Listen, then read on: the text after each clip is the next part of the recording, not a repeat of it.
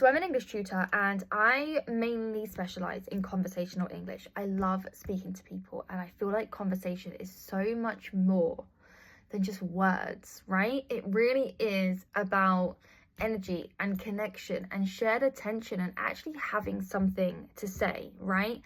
And so often I would get students that would book one-to-one classes with me because they would want to improve their speaking. They would want to practice speaking with a native speaker. They want to improve their conversational English.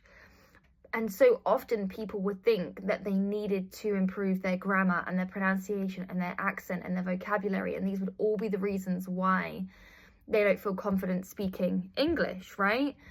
But every single time that I would ask somebody, perfect, like, what do you want to be able to talk about? People struggle to answer.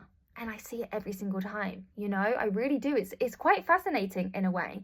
And it really changed the way that I teach, because I realized that people don't need vocabulary and grammar as much as they just need ideas for things to talk about. They need a little bit of structure to know how to respond to small talk. They need practice actually talking about their daily life, the things that they enjoy, their opinions, you know, their thoughts, and actually knowing how to turn that into words that they can use and speak and add to conversations.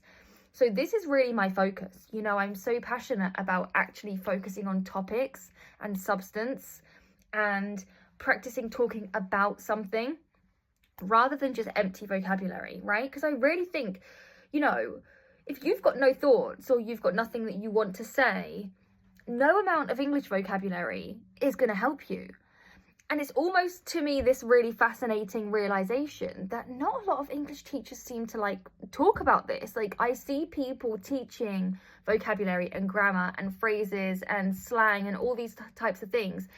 And it is great. There's value in that, of course. But actually learning how to have a conversation, you need something to be able to talk about, you know? And that's really what I like to teach.